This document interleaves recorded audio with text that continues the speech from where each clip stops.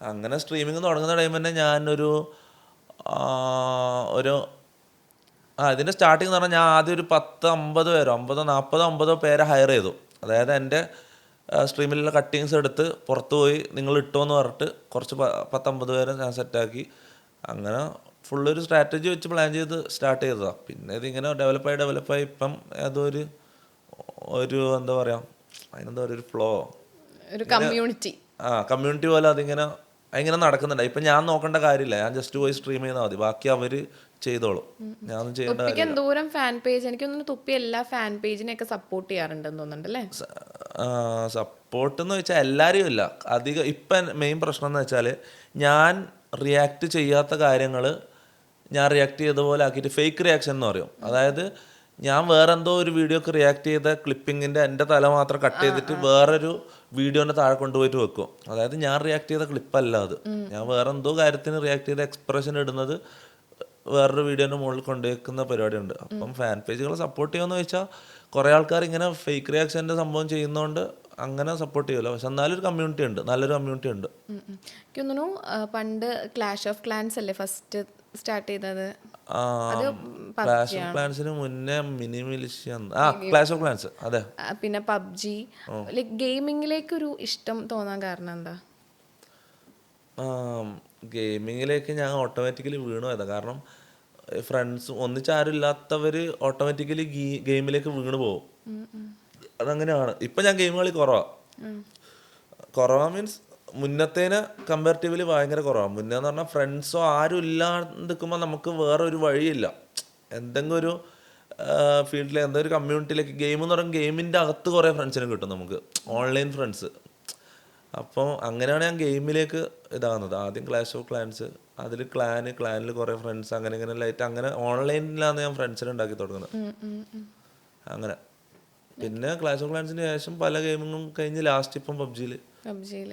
Like ഇപ്പം streaming ഒക്കെ start ചെയ്യാൻ നമുക്കൊരു ഇൻസ്പിറേഷൻ ഉണ്ടാവുമല്ലോ. ഇപ്പം തൊപ്പീനെ കണ്ട് ഒരുപാട് പേര് സ്ട്രീം ചെയ്യുന്നു, അതുപോലെ തൊപ്പി ഒരാളെ കണ്ടിട്ടായിരിക്കുമല്ലോ തൊപ്പിയാണെങ്കിൽ സ്റ്റാർട്ട് ചെയ്തിട്ടുണ്ടാവും. ഞാൻ സ്റ്റാർട്ട് ചെയ്യാനുള്ള കാരണം വേറൊരാളാണ്.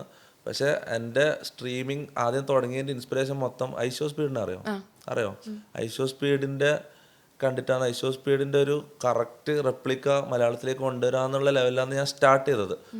പിന്നെ ചെയ്തുകൊണ്ടിരിക്കുമ്പം എൻ്റെ ക്യാരക്ടർ വേറെ എന്തെല്ലാം രീതിയിലേക്ക്, അത് മലയാളത്തിലേക്ക് ഞാനിത് ചെയ്യാൻ തുടങ്ങിയപ്പം അവർക്ക് ഇഷ്ടപ്പെടുന്ന കാര്യങ്ങളല്ല മലയാളീസിന് ഇഷ്ടപ്പെടുന്നത്, പല രീതിയിലായി. പിന്നെ ഞാൻ ആ ഫ്ലോയിൽ വെച്ച് അങ്ങ് പോയി, പിന്നെ എവിടെയെല്ലോ എന്തെല്ലോ രീതിയിലായി.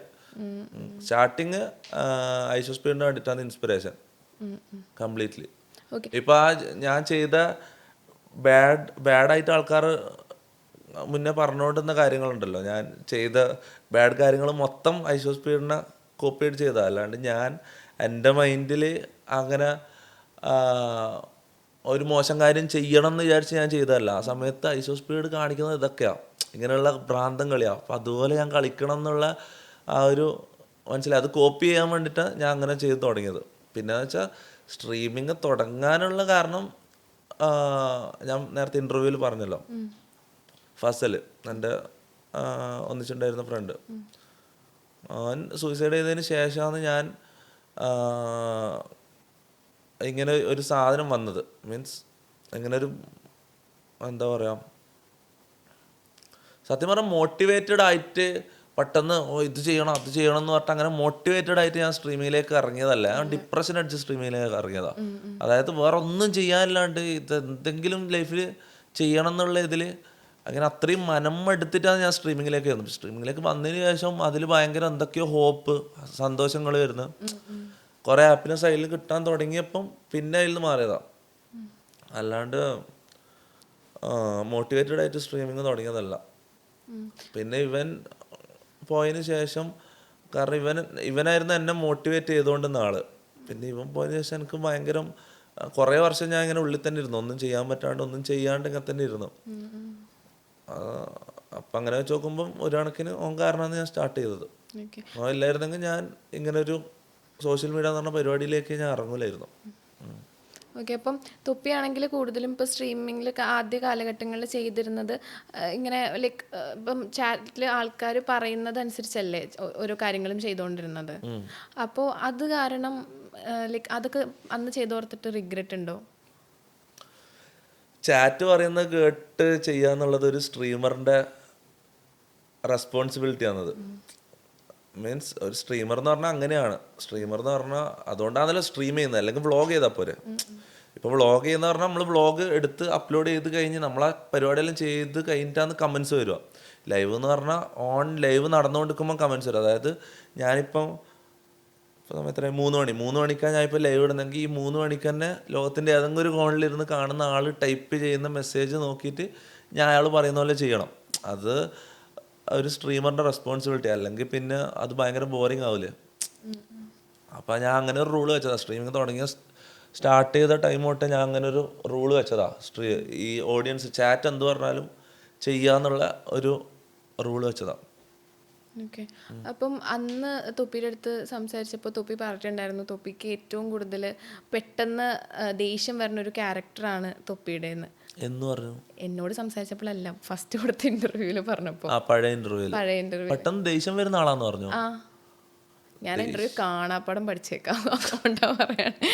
അല്ല, ഞാൻ അങ്ങനെ ദേഷ്യം വരുന്ന ആളെന്നല്ല, ഗെയിമിലായിരിക്കും. അതെ, ഗെയിമിൽ ദേഷ്യം വരും എനിക്ക്. അങ്ങനെ ഒരു ഇതുണ്ട്.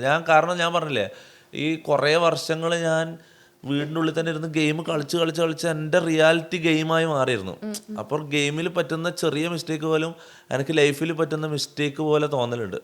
അപ്പം അങ്ങനെ ദേഷ്യം വരും. ഗെയിമുമായിട്ട് ബന്ധപ്പെട്ടിട്ട് എനിക്ക് ദേഷ്യം വരും. അല്ലാണ്ട് ഞാൻ അങ്ങനെ ഒരു ദേഷ്യം പിടിക്കുന്ന ക്യാരക്ടർ അല്ല റിയൽ ലൈഫിൽ. ഇപ്പോഴും അല്ല.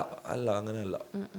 ഓക്കെ. അപ്പം പണ്ട്, എനിക്കത് അറിയില്ല, ഇത് ചോദിക്കാൻ പറ്റുമോ, തൊപ്പിക്ക് കംഫർട്ടബിൾ ആണെങ്കിൽ മാത്രം ആൻസർ പറഞ്ഞാൽ മതി. തൊപ്പിക്ക് മുമ്പൊരു റിലേഷൻ ഉണ്ടായിരുന്നു. അത് ലൈക്ക് സോഷ്യൽ മീഡിയയിലും എല്ലായിടത്തും അറിയുന്ന ഇതായിരുന്നു. അപ്പോൾ പിന്നീട് നമ്മൾ അറിയുന്നത് നിങ്ങൾ ബ്രേക്കപ്പ് ആയി എന്നാണ്. അത് എന്തുകൊണ്ടാണ്? ബ്രേക്കപ്പിൻ്റെ റീസൺ ആണോ? റീസൺ എന്ന് പറഞ്ഞാൽ എല്ലാ റിലേഷനും പോലെ തന്നെ എല്ലാത്തിനും ഗുഡ് സൈഡ് മാത്രമല്ലല്ലോ, മോശം ഒരു സൈഡ് ഉണ്ടാവുമല്ലോ. അടികളും വഴക്കും എല്ലാം ഉണ്ട്. പക്ഷേ ഇതെല്ലാം ഞാൻ ഒരു കാര്യം പറയട്ടെ, ഇപ്പം നമ്മൾ ബ്രേക്കപ്പ് ആയിട്ട് ഒരു വർഷത്തിന് മുകളിലായി.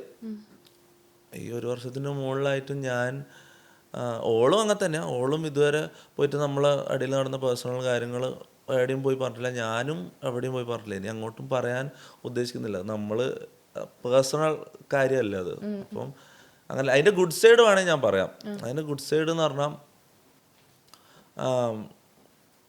എനിക്ക് ഭയങ്കര ഇഷ്ടമായിരുന്നു. എൻ്റെ ഫസ്റ്റ് ലവ്, എൻ്റെ ആദ്യത്തെ പ്രണയം. അപ്പം എനിക്ക് ഭയങ്കര സ്പെഷ്യലായിരുന്നു. എനിക്ക് ഇപ്പോഴും എൻ്റെ ഇതിൽ മുന്നിനോട് ചോദിച്ചാൽ അറിയാം. ഇവൻ എപ്പോഴും പറയാം എടുത്ത് കത്തിക്കാൻ. ഓളെ സാധനങ്ങളിൽ ഇട്ട് വെച്ചൊരു പെട്ടിയുണ്ട്, ഇപ്പോഴും ഉണ്ട് എൻ്റെ അലമാരയിൽ. ഒരു ഓർമ്മപ്പെട്ടി എന്നാ പറയുക അതിന്. ഓർമ്മപ്പെട്ടില്ല. എന്തെങ്കിലും സാധനം കാണാണ്ടായി കഴിഞ്ഞാൽ ഞാൻ പാസ്പോർട്ട് ഇങ്ങനത്തെ വിലപിടിപ്പുള്ള സാധനമെല്ലാം ആ പെട്ടിയിൽ വെക്കുക. ആ പെട്ടിയിൽ ഇങ്ങനെ നമ്മുടെ റിലേഷനുള്ള സമയത്ത് കിട്ടിയ സാധനങ്ങളും പിന്നെ ഓളെ കുറച്ച് ചെറിയ ചെറിയ സാധനങ്ങളുണ്ടാവില്ലേ,